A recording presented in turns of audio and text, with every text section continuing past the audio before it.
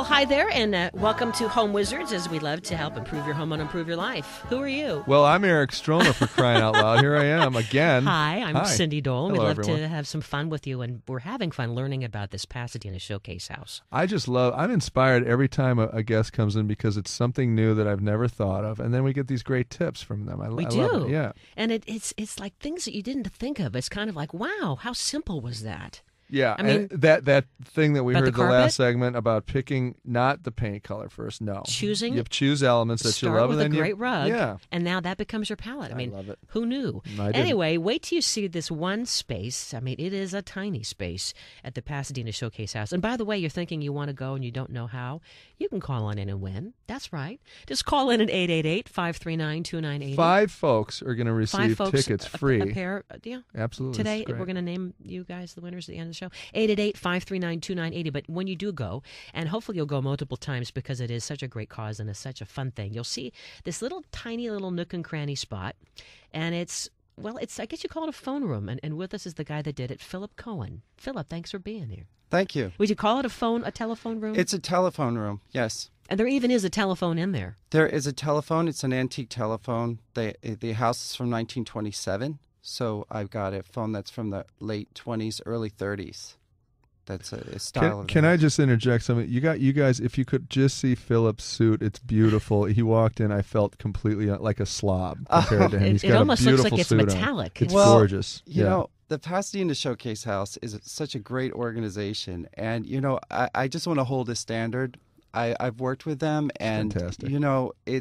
It's phenomenal. You want to what they represent. do. I love it. Absolutely. I mean, I just love them, and I've done so much with them. Mm-hmm. Well, Great. you always do beautiful murals. When I say always, I mean if those of you who are listening saw the house last year, this mural, right, in the outdoor kitchen space. Right. You have to picture this, Eric. Yeah. This was the outdoor kitchen that was done by our kitchen designer, Jan Ledgerd. Yes. And there were a lot of trees. I think it was a pine tree or an oak tree? It was a pine tree. yeah. And it was an old tree. It had to be at least 50 years old, and it was just kind of creating this lovely canopy of shade over where you'd have your outdoor kitchen with this little patio. And then it extended over to where there was this little side room that Jan turned into a game room. And Philip, talk about what you did there on the walls. Okay, Jan wanted to bring the trees into the room, which was a trick because it's almost like Chinese painting. You have these lines that kind of drift in. Right. On the ceiling, there was an overhang. There was a sky ceiling, and it was a patio. It was kind of there was a TV that was weatherproof, and it was a little bar with a jukebox. But she had me do a whole scenery around a doorway that went up the wall, and then these trees traveling in. And it looked like it was a landscape out of England, right? It was the Yorkshire Moors, and I love the fact that I get to do different periods or places. So studying the Yorkshire Moors was really interesting. There's a whole palette of color that goes into that. The beautiful blues. I mean, he does sky like no one does sky, and clouds. Oh, thank you. Really, and then the way that the leaves on the tree, it looked like the tree was crashing into the room in a gentle way. I love it. The funny story is I was slaving over this little pine needles, and I did this one branch that's right in your main focus. So you have to make the detail right there where your eye is. And I had just finished. I was practically pulling my hair out. I got the last brushstroke, and here comes Cindy around the corner with a camera. I was like, thank God. It was so great. It was like, you're like, oh, look at this. It's perfect. Oh, that's I'm like, hilarious. Yeah, oh, yeah, it's perfect. I'm like, thank you. It was classic. So how much of your design is it's all obviously always based Murals. on what you are seeing around you, but do you bring sort of this idea of what piece you're going to paint before you go? Yes, it's kind of brought in by the style. Like this house is Spanish colonial revival, and I really get into detail, studying the detail, the time period, bringing in that type of style, and the color, the palette.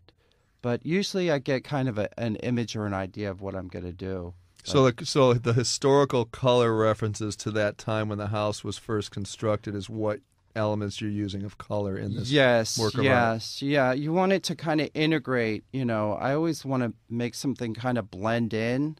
And then, you get your colors, and then also you look at the geometry and you create something that integrates into that space, and it's gonna. This one I did in the telephone room. It pushes out the wall. So Right. here, this is a very tiny room. I mean, last year's space where you painted this mural was a little bit like a side garage. And you keep saying that, and then you look at the picture. It does not look like a tiny So room. what size is this little telephone room? Do you know the measurements of it? I mean, It's not even 4x6. tiny, but Right. yet you push the eye out because you've painted this landscape. And what is that scene that we're looking at? Oh, it's Segovia, Spain. Of course. And it's this. You were there last summer, weren't you, Well, Eric? yeah, of course. Visiting the relatives. Yeah. Oh, I know.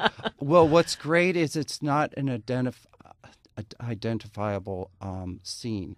Right. And many people can't guess. They think that it's Italian, but it has a castle. It's really a fortress. Alcazar means fortress. Alcazar, Segovia. So you do a lot of research before you even paint, don't you? Yes. I mean, I look at what's in there, and then I bring in the detail. Now, do we call what you do trompe-l'oeil or no? Is it a little? Trompe-l'oeil is to deceive the eye. Yeah. Yes. I mean, the true definition of trompe-l'oeil is to really something real that, it's like a piece of money painted on a counter. You want to pick it up. Okay. But still, I mean, it tricks your eye. Yeah. Because you feel like you're looking out into a vista. Mm. And then where's your training originally? How did you get into being an artist like this? Oh, when I was young, I was in college in San Diego. I started working with a man, Matt Stevens, and I worked with my teacher, and I went practically into my profession hands-on and started working in homes. I was working in La Jolla, Rancho Bernardo. One of my first jobs was a high-rise that was brand new. I think this was in the 80s, and I don't know how old. I was 12 or something. It was like Yeah. it was the Meridian in San Diego, and I did. You did a mural there? Well, we worked on faux marble and chinoiserie, but I trained with a man, Matt Stevens, who had worked in L.A. and actually had worked for people like Tony Duquette. Mm. He did a lot of big homes here, and I learned a lot from him. And then I went on and I studied and did a lot of different things. Well, the whole idea of having a mural, I think, in your home, it's it's almost like bringing Versailles, you know what I mean, or some magnificent cathedral into your home. Right. Isn't it? Yes. You can really create dimension and style. It's like one of these things that just, it adds something just so different than what you'd ordinarily expect. Yeah, but again, in reference to the designers that we've talked to, it doesn't feel like you're imposing your design on this piece of art that you've created. It really does feel like it blends and works with the home, and it was like always there, which too. I love too, because I think when it's almost like, here's my painting, I'm the guy, it's my painting in your house. Yeah. I don't think that's the purpose of what you do so much, is it?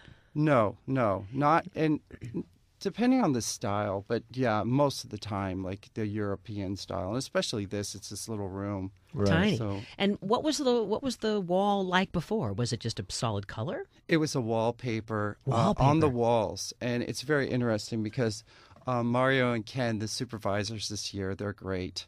MK Designs. They came in and said, the wallpaper is just not working. It's not working for me. It was burgundy. And there's Oh. a before picture when you go on the tour. You'll see my name, and there's a board for each room Okay. that shows a before picture. Hold And- that thought. We're going to take a quick What's your break. website, by the way? Oh, Do you have one? yes. What is it? It's web.com. Okay, hold that thought. We'll get it after. after Yeah, the yeah. break. I And we're want going to people talk to more see your with work, Phillip, yeah. and Thank you. and we're going to also introduce another designer, Paul Devine, who did a great space that's part of the Pasadena Showcase House. Your chance to see it on us. Call on in at 888-539-2980, 888-539-2980. Eric Stormer, Cindy Dole, Home Wizards, in a moment.